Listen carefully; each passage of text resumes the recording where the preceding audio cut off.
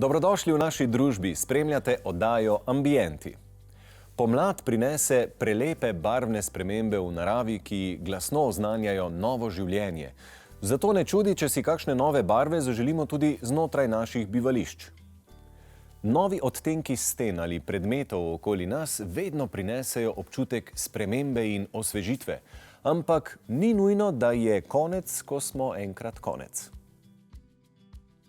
Vsi smo se kdaj že po zaključenem barvanju srečali z napol prazno embalažo barve.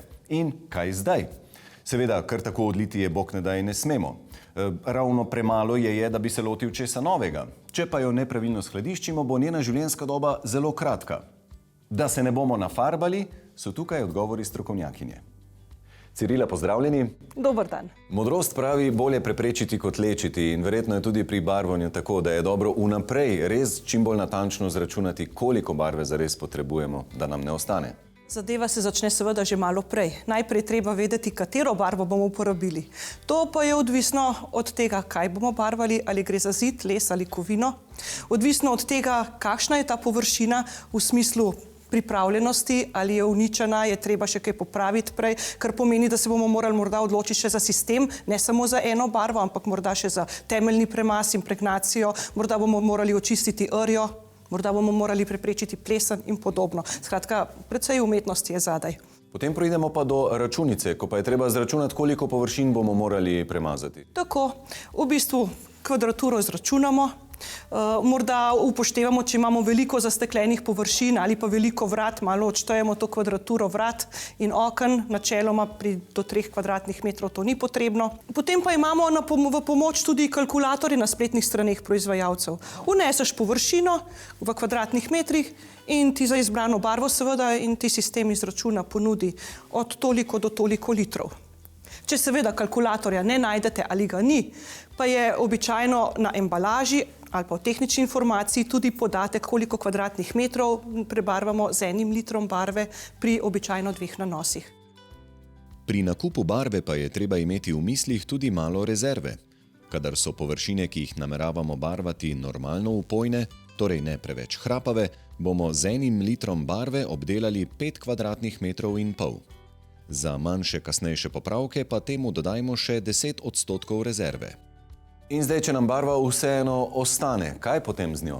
Odvisno, koliko barve nam ostane. Če nam ostane zelo veliko barve, recimo 3/4 embalaže ali vedra, če gre za zidno barvo, ali pločevinke, če gre za emajl ali lazuro, potem lahko shranimo to barvo v originalni embalaži. Poskrbimo, da je rob pa pokrovček čist, preden zapremo, da lahko zatesnimo, ker če ne bo dobro zatesneno, potem se bo barva izsuševala in jo po nekem času ne bomo mogli porabiti. Zdaj, če pa barve malo, potem je pa bolje, da to barvo prelijemo v manjše embalažne enote.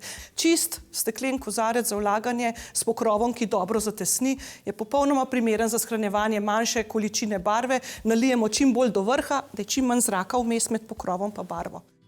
Za shranjevanje ostankov barve pridejo prav tudi manjša plastična vedrca. Pazimo pa, da barv na vodni osnovi ne prelivamo v kovinsko embalažo, ker bo ta začela rjaveti. Na embalažo zapišemo glavne podatke o barvi, njeno ime, oznako, nijanse, datum, do kdaj je uporabna in kdaj smo jo prelili. Dopišemo lahko tudi, koliko in kaj smo z njo barvali. Barvo shranimo v zračnem prostoru s stabilno temperaturo, na primer v garažo, na višje police, kjer jih ne morejo doseči otroci.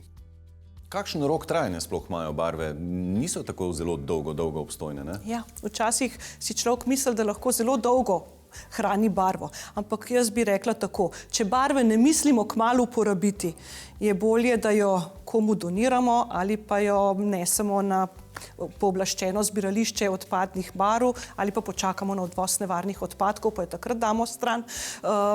Če jo pa že shranimo, jo moramo pa vedno pregledati, preden jo ponovno uporabimo. Nastanek same usedline pa še ne pomeni neustrezne kakovosti.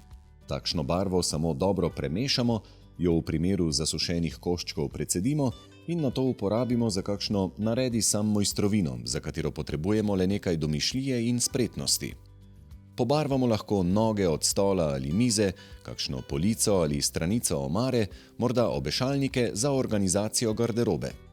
Zanimiva ideja je tudi niansiranje stene z namenom, da jo navidezno postaramo, ter tako v prostoru ustvarimo občutek globine, kontrasta in razgibanosti.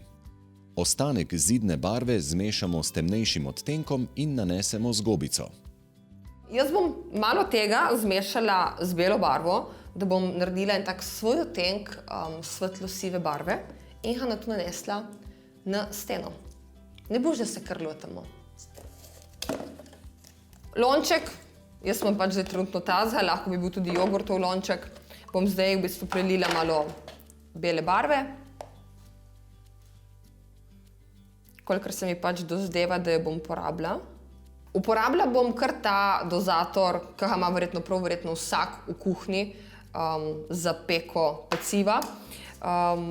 Edino, kar je zapaziti, kadar temnimo oziroma delamo nek temnejši odtenk barve, je zapaziti, da ne zapretiravamo s temno barvo. Boljše je, če je mogoče na začetku malo svetlejša, temnimo jo lahko vedno. Na tej steni bom uporabila eno tako tehniko, ki se ji reče kar po domače. In sicer špužvo za pranje avta bom uporabila. Zdaj bom stestirala ta odtenk, da vidim, če mi sede, če mi je všeč.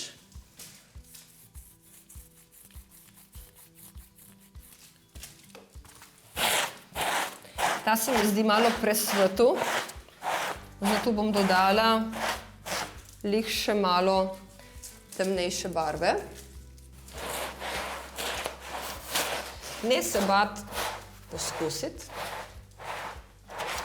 ker se to v bistvu čar tega ustvarjalnega procesa, da probamo. Če ti ni všeč, primeš valjček, primeš čopič, prebarvaš in je stvar rešena.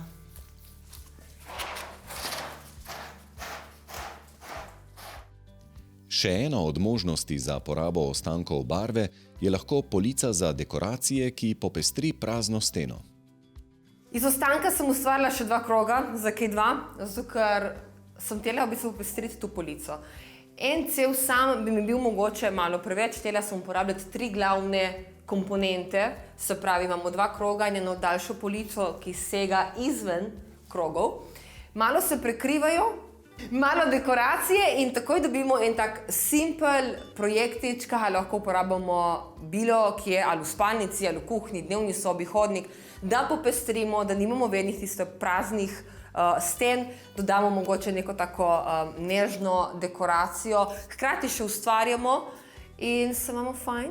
S tem pa še porabimo barve, tako da smo še ekološki. Ekološko in domiselno na koncu uporabimo tudi embalažo, ki nam ostane od barv. Plastična vedra so lahko uporabna za odlaganje odpadkov kot koš ali pa za shranjevanje igrač, denimo kock. Legendarni hoboki pridejo vedno prav. Tudi če imate vrt, ko se pač očisti vrt, plevel v hobok in potem na kompost ali v zelene odpadke. Skratka, teh idej je veliko. Tudi kovinska embalaža se da uporabiti, če je čista. Recimo jo imaš lahko za svinčnike ali kaj podobnega. Če pa je res ne mislimo uporabiti, potem pa čisto embalažo vedno lahko odnesemo na ekološki otok, v zabojnik za odpadno embalažo, plastično, kovinsko, ker gre to v reciklažo in smo na ta način tudi trajnostno usmerjeni, poskrbimo, da ne ostaja to nekje v naravi. No, vsezadnje smo ta svet dobili od naših dedov in ga prepuščamo našim otrokom.